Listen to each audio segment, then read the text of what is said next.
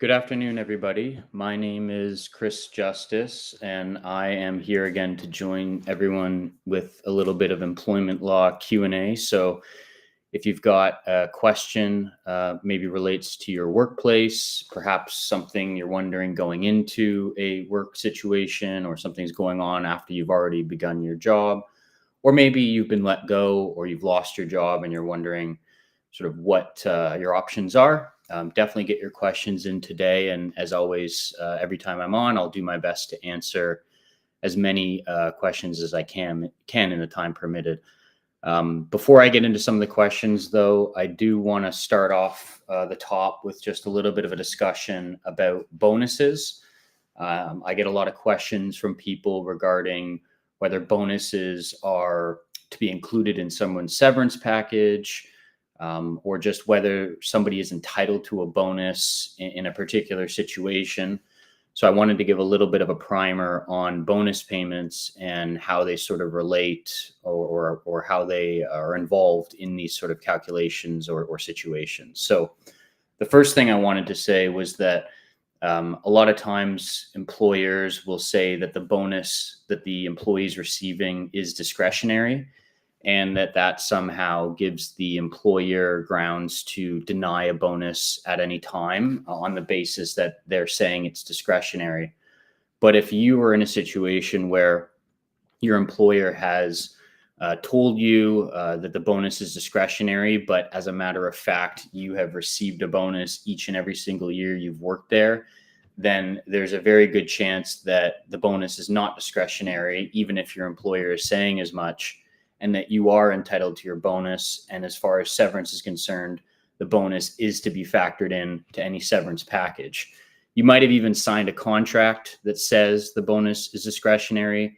But again, if you're getting it regularly every single year, and especially if it makes up a relatively large percentage of your overall compensation, over time, that's going to become a term of your employment, is that you expect to get a bonus. You've always received a bonus. And so it's reasonable for someone then to expect they'll continue to receive the bonus.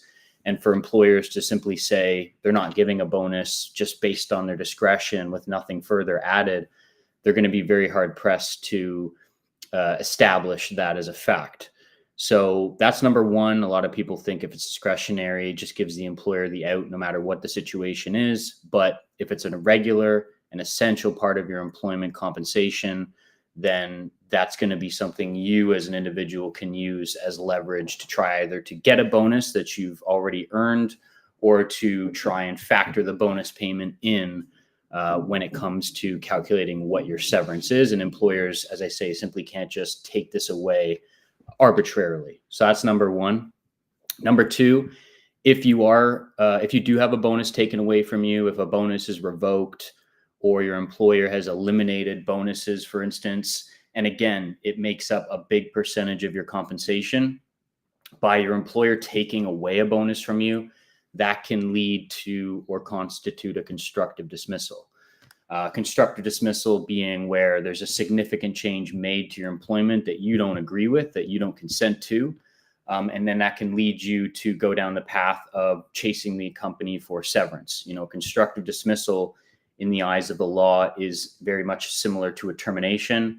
And so when someone is terminated, they're entitled to severance.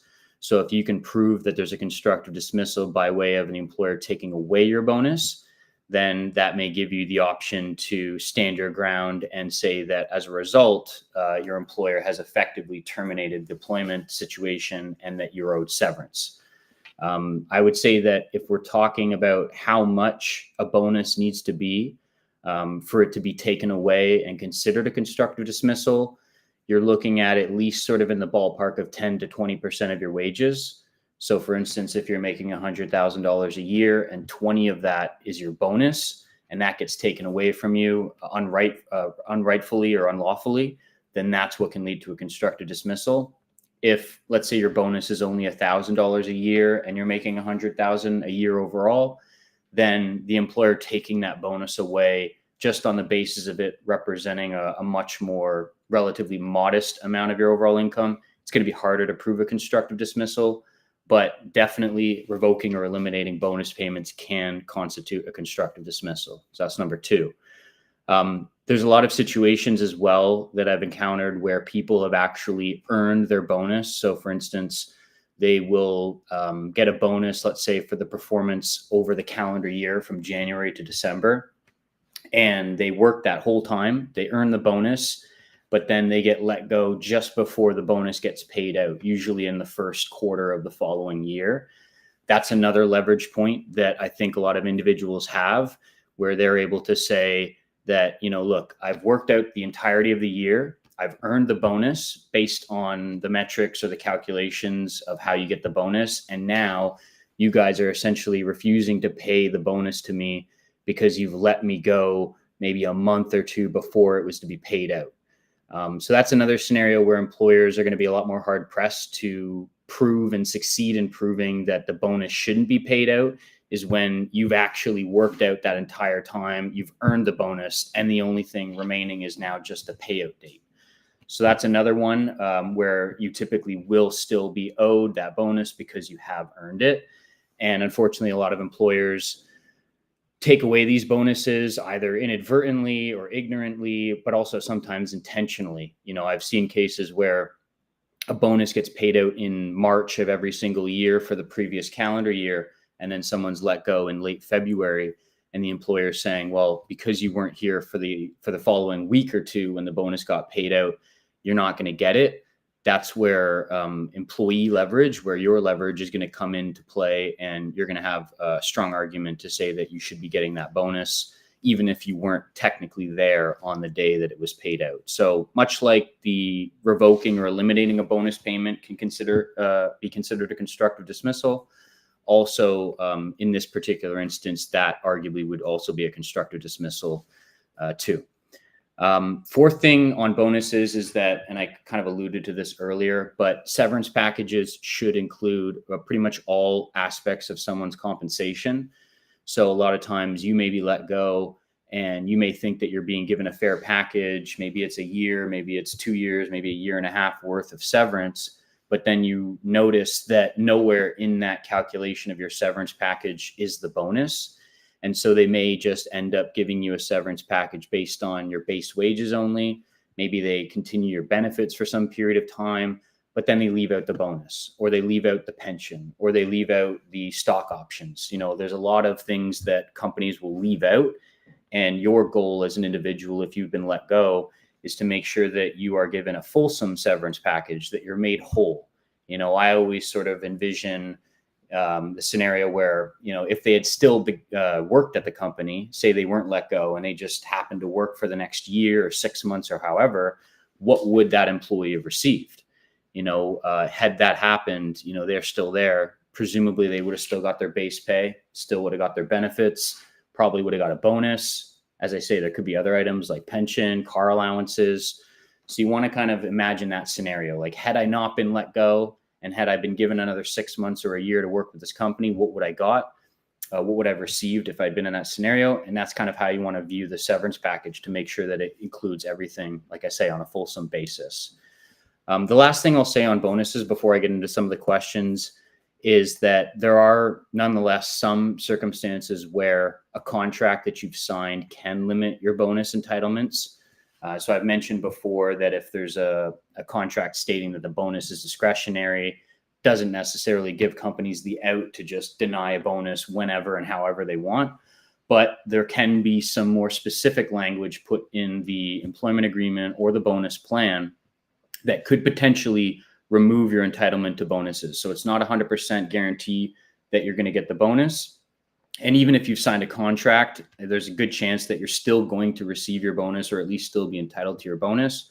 But there are some select few instances where the contract is worded in a very specific way that can actually give employers the right to deny a bonus or to limit somebody's bonus.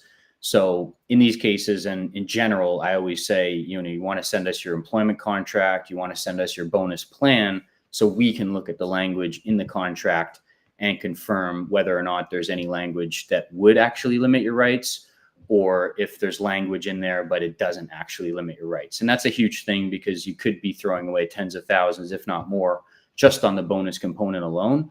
And as I say, the good news is that I would say over probably 90% of the time when I look at these contracts, I find that the language isn't quite there to give the company the grounds to deny you that bonus. So don't, again, assume that just because you've signed something, you're sort of dead to rights. There's very good chance you're still owed your bonus.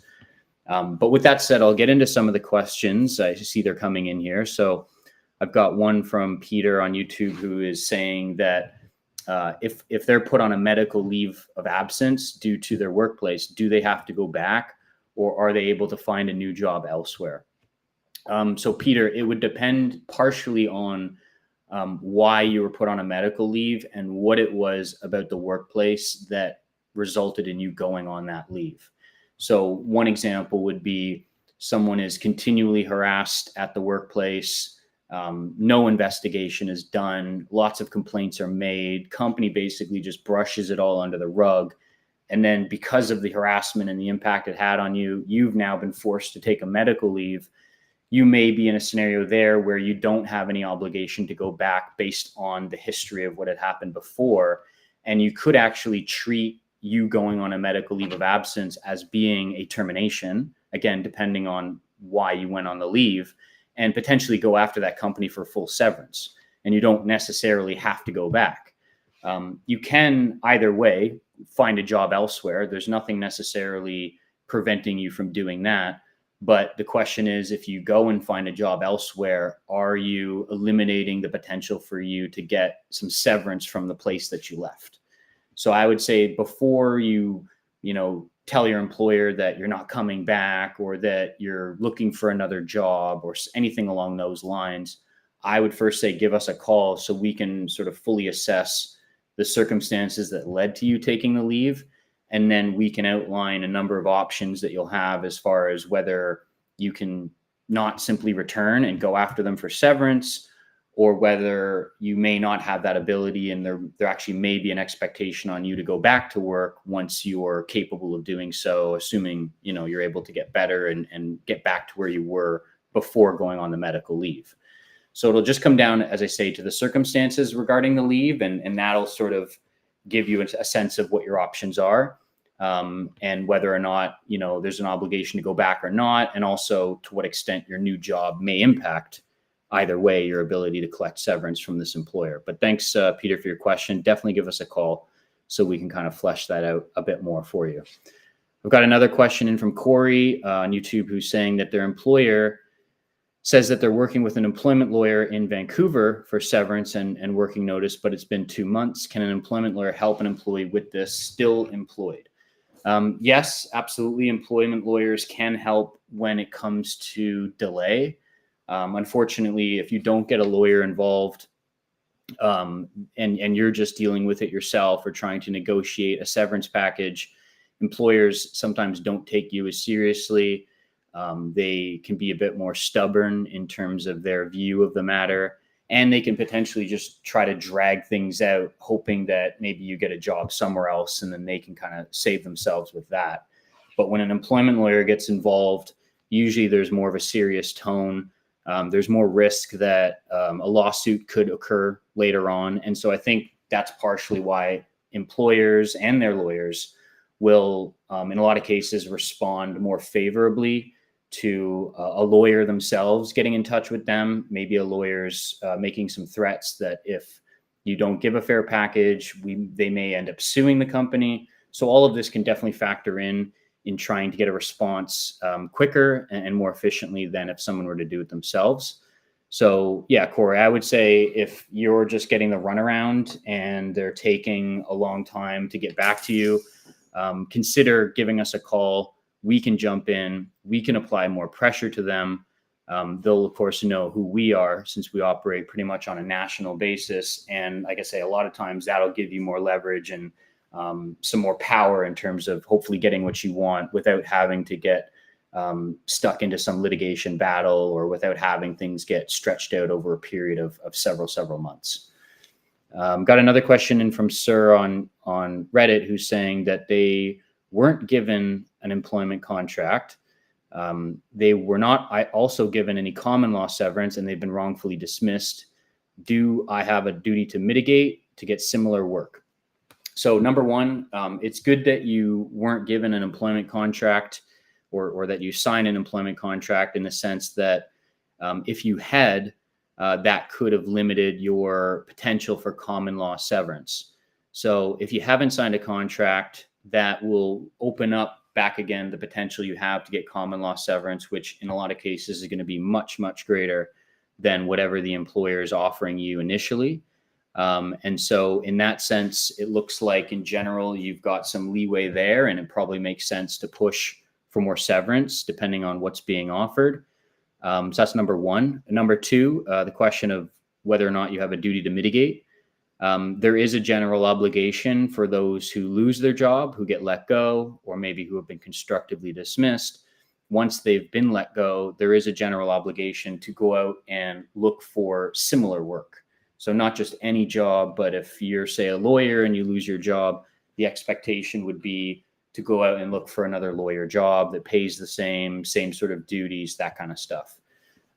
Typically, if someone isn't looking for a job right after being let go or right out of the gates, the courts will grant them a bit of leeway, a bit of leniency, maybe a month, maybe 2, maybe 3, depending on how long they were at the company and how long it may take to kind of regather themselves and sort of recuperate after the loss of the job.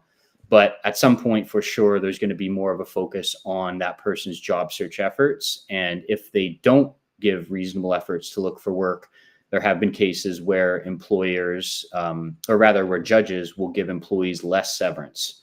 But then it's a catch-22, because if you do get a job, then that's also going to impact your severance.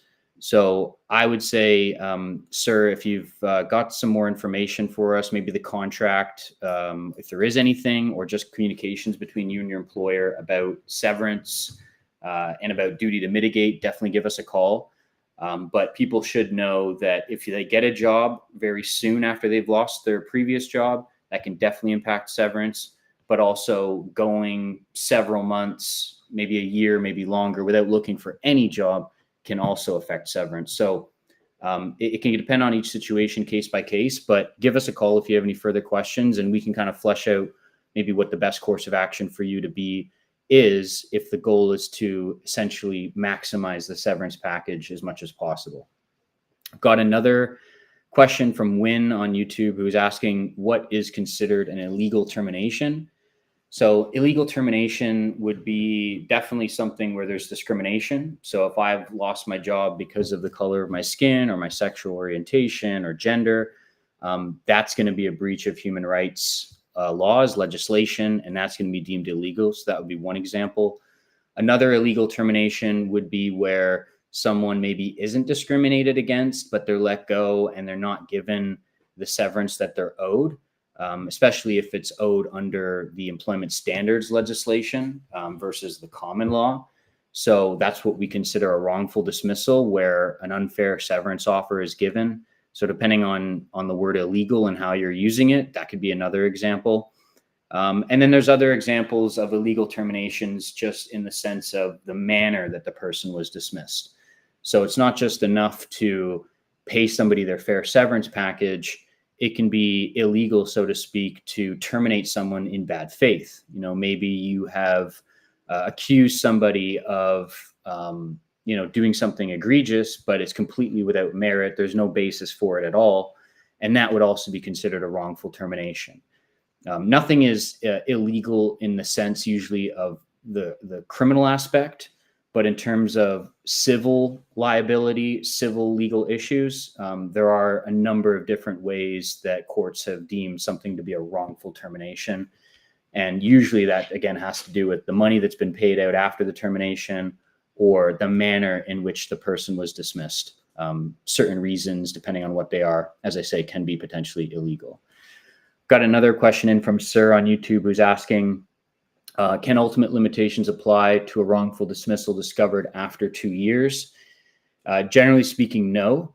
So there is a 2-year period of time that most people in wrongful dismissal contexts have to sue companies. And it goes back to when they discovered the dismissal. So there are instances where people have been let go, but then they don't actually discover what their entitlements are until after they've been let go. And that's when the 2-year clock starts ticking. And then there's other scenarios where people are let go, let's say on January 1st of 2024, and that's the starting point of the 2-year clock. And then they would have until January 1st of 2026 to file a lawsuit. There are some other exceptions where extensions have been given. So it's not to say that the 2-year limitation period is 100% strict and definitive. There are scenarios where there may be reasons for the delay in pursuing a lawsuit after the 2-year mark, and the courts are usually receptive to those reasons. If there's some sort of justification or reasoning behind it, maybe there was something that was affecting the person's ability to actually proceed with a lawsuit. Maybe they were going through a number of things in their personal life, or maybe they've got a medical issue. So there are definitely some cases where courts will, again, look at it just on a case-by-case basis, but typically it's the 2 years. And so you want to make sure that you get your claim in at least within that 2-year time frame. I've got another question in from Joey on YouTube, who's saying that their sister's employer has a bad track record for letting people go while on parental leave. She's about to take a maternity leave herself. And so is there anything she can do to protect her rights? There isn't really a whole lot that can be done at this point. I mean, it's going to be in the company's court in terms of how they want to deal with it. But you are right, generally speaking, if you're on a parental leave or a disability leave or some job protected leave, employers are going to be very cautious to let someone go during the leave because, of course, the optics look really bad. It's not to say that if someone's let go on a leave of absence, that was specifically why they were let go. But like I say, the optics look really poor, and that's the reason why a lot of employers don't do it. So if your sister does lose her job while on a maternity leave, all she can really do at that point is essentially pursue a claim against the company, not just for the fact that she's been let go and arguably would be owed a bunch of severance, but also for the fact that she was let go during a maternity leave. And so the argument would be, had I not taken the maternity leave, had that never occurred, would I have still had a job? And if the answer is yes, and that if even 1%, doesn't have to be everything, but just 1% of the reason for being let go had to do with taking that leave, then the employer is going to open a can of worms and be exposed to not just paying severance, but human rights damages, potential punitive damages. So all she can really do is say or confirm that she's taking the maternity leave. If possible, confirming when she's expecting or planning to come back from the maternity leave could be good as well. And that's really all that can be done because she set the standard in terms of taking the leave, the expectation of when she's going to come back. And as I say, now it's going to be in the employer's court as to how they want to deal with that. So if they let her go, practically speaking, not much you can do about that, but you may have a number of different arguments and leverage to go after the company if that were to happen. Thanks for your question, though, Joey. I've got another one in from Ron on YouTube who's asking how employment laws work as a contractor for an overseas company. It's a full-time salaried position, but they're claiming that they're classified as international contractors. So it's a good question. A lot of times people come to me and they say that they've lost their job because and they've not been given any severance because the employer is saying that they're not an employee. They're actually an independent contractor, and the employer is saying that independent contractors don't get severance. And while it is true that there are situations where a truly independent contractor is not entitled to severance, in the vast majority of times, at least in my experience, when I've had people come to me and they've been denied severance because they're being classified as a contractor, probably 9 times out of 10, when I look into it and I assess the whole situation, it's not really a true independent contractor scenario. It all goes back to control. So how much control does the company have in terms of how you do your work? So if you're being called an independent contractor, but you work the same number of hours every week, you take direction from the company, maybe they assess your performance, maybe they set the wage that you receive. These are all elements of control that they have over you. Maybe they don't want you working for other companies. They want you to work exclusively for just them as a contractor. This all, again, goes towards control. And the more control they have over you, the more likely you're going to be seen as an employee who's owed severance. Whereas if you are an independent contractor in the truest sense and you set your own hours, you charge your own amounts, You pay for all your own tools. You take all the risk in hopes of getting a profit. You work for a bunch of different companies at once. These are all things that would go towards being more of a contractor versus an employee. It's just in my experience, when I've looked at all the factors, on the one hand, that say someone's a contractor versus an employee, usually you have maybe 3 or 4 factors that point towards contractor, but then you've got about 10 or 15 that point towards employee. And so on balance, the odds are that you're actually going to be an employee. It's not you or the company who decides if you're an employee or not. It's actually the law. So as much as companies want to say you're this or you're that, or you might think I'm this or I'm that, it's the law that's going to decide whether you are an independent contractor or not. But most of the time, the law says you're not, and therefore you're owed things like severance, overtime, vacation, a whole slew of things. So I would definitely give us a call if you're in this situation, whether you're Ron or anyone in that, or for that matter, because there is a lot to gain in these sort of independent contractor type cases. I've got a follow-up from Ron where he's asking, is it easy to make a severance claim when your company is in another country, or would it not be worth the hassle? So it's possible that you could work for a company that's international, but you yourself are based in, let's say, Ontario, and you're working out of Ontario. And even if the company's international, a large part of whether you're owed severance is in Ontario and under Ontario law is going to be based on, if you work there, what your connection is to Ontario or to whatever province in the country. So it's not the case that just because the company may be operating in a different country that the laws of that country apply. There's going to be some connection based on where you are, where you're working, and also maybe what your contract says. So I've had scenarios where people have worked for a US company, but the contract they signed says that they're working in Ontario, that the contract is governed under the laws of Ontario. And so that's going to give you an ability, of course, to go after severance in the context of being an Ontario employee. So it's not necessarily not worth the hassle. I definitely think it would be worth investigating for sure. I've got another question in from Sana on Reddit, who's saying that they refused a position change from their employer. They were offered management position, but they didn't want it, and they wanted to continue working their regular shift and schedule. But since turning down that management offer, their hours have been cut in half. Is this retaliation, and are they allowed to do this? So that does look like retaliation. It seems like you had a job that you signed up to do, and then they wanted you to do a different job that you never signed up to do. So by turning down that job, I think that's fair enough. That seems reasonable. And to insist on working in the job you signed up to do, the terms of your employment that you understood them to be and understand them to be, I think that's also a reasonable decision. And so if the employer isn't happy with your decision, that's one thing. They could potentially let you go and pay you severance.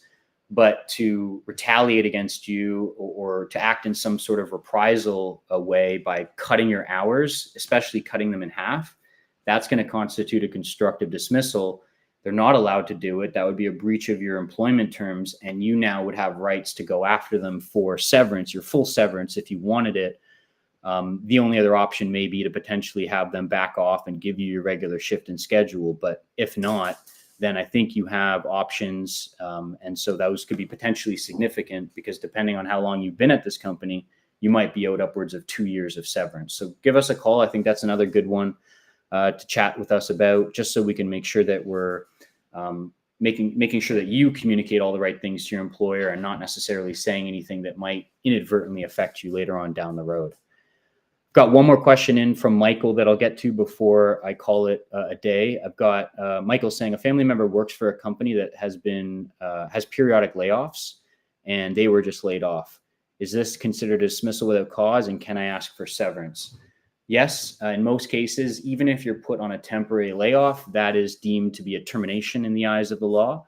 And so you would generally have grounds to treat that as such and ask for your severance. Again, even if the company is saying that they intend on calling you back in the not too distant future, give us a shout as well, Michael, because at that point, as long as you haven't agreed to the layoff, you haven't signed anything that says they can lay you off when they want, you have the option of either waiting and hoping that they call you back, or taking the initiative now and going forward with the severance request. But if you do wait and decide or wait for them to decide to call you back, just know that by waiting around, you may be seen as accepting that layoff implicitly or explicitly. And so before doing that, you definitely want to give us a call so that you're not creating almost a term of employment where now in the future, this company can lay you off wherever. Because if you do that, then if they lay you off for a second or third time, you're not going to be able to consider it a dismissal because now there's history of them laying you off in the past and you arguably agreeing to it. But that'll do it for my time today, everyone. So thanks again. For those of you that I didn't get to in terms of the questions, definitely tune in again. We host these things all the time. We've got a disability law Q&A just below there, September 24th. So that's tomorrow with Martin. So anyone who's maybe got a question about short-term or long-term disability, or maybe you're having an issue with your insurance company or the company's insurer, tune in tomorrow with Martin and he'll be able to answer all your questions. And as far as I'm concerned, I'll be back in the not too distant future as well. So until next time, everyone, do have a great rest of your day and take care. Thanks very much. Bye for now.